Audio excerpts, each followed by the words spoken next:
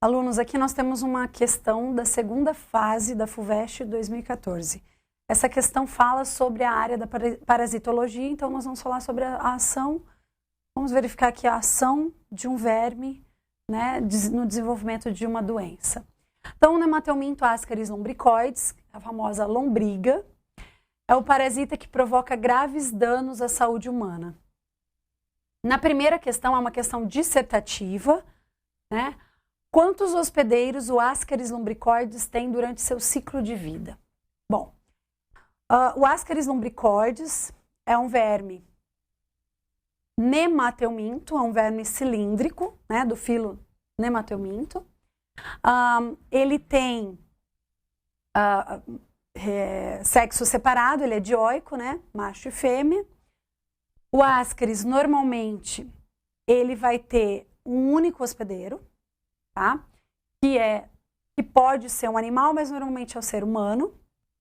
Animais também podem ser contaminados pelo ascaris também, tá?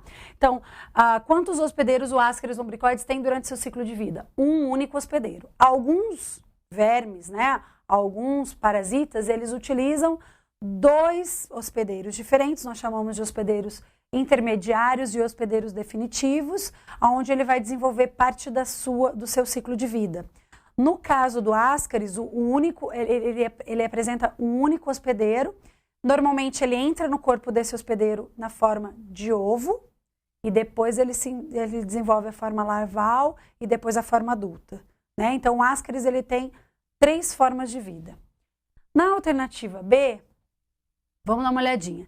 Em que fase do seu ciclo de vida o ascaris lumbricoides entra no corpo humano? Então, o ascaris lumbricoides,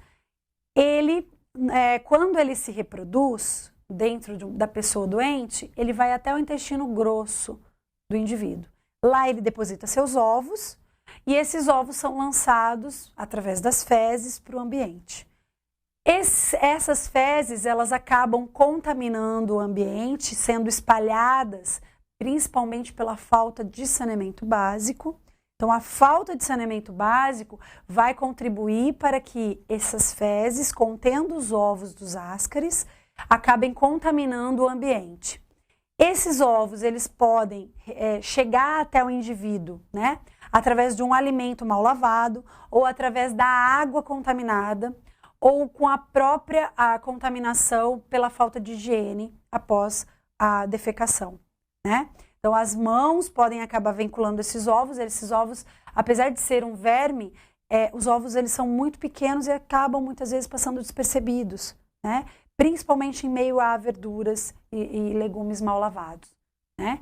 Então, em que fase do ciclo de vida do ascaris lumbricoides ele entra? Ele vai entrar pela ingestão de água e alimentos contaminados, então ele vai entrar como forma de ovo.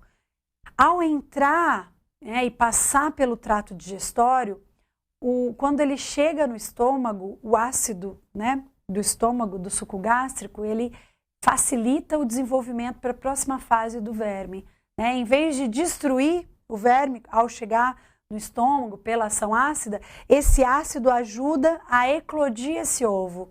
Então, esse ovo ele eclode e libera no seu interior a larva. O ascaris lumbricoides, ele tem um ciclo importante e bem característico, que ele, ao sair, eclodir no estômago, quando ele está sendo lançado para o intestino delgado, ele volta, né, através do trato e ele acaba tendo uma passagem pelo trato pulmonar. Então, ele volta, ainda em forma de larva, ele tem poucos milímetros e ele faz esse retorno, volta para a faringe, né? Pode ter passagem pelo pulmão, volta pela faringe e ele é deglutido muitas vezes. Quando ele volta, ele dá uma coceira na garganta, né, nessa subida, e muitas vezes a pessoa ela acaba engolindo novamente. Quando então ele é engolido, e aí depois já de eclodido, né, o seu ovo, ele vai para o intestino delgado, onde ele cresce e se desenvolve em verme adulto. Toda vez que ele vai se reproduzir, muitas vezes a gente tem ingestão de vários ovos, eles vão então formar ascaris lombrigas, né? Do sexo masculino e do sexo feminino. Eles vão se reproduzir dentro do intestino e a fêmea sai do intestino delgado, vai até o intestino grosso para depositar seus ovos e assim o ciclo se reinicia sucessivamente. A pessoa defeca, elimina esses ovos no ambiente, esse ambiente acaba então contaminando água e alimentos, a pessoa novamente ingere acidentalmente esse ovo e assim o ciclo se refaz em outros hospedeiros ou no mesmo hospedeiro, dependendo das práticas, né? De moradia, se tem saneamento básico ou não no seu bairro, ou se tem práticas higiênicas ou não nos seus hábitos, né? A próxima questão, em que parte do corpo humano ocorre a reprodução do Ascaris lumbricoides? Então, a reprodução ocorre no intestino delgado e ele vai até o intestino grosso para a eliminação desses ovos.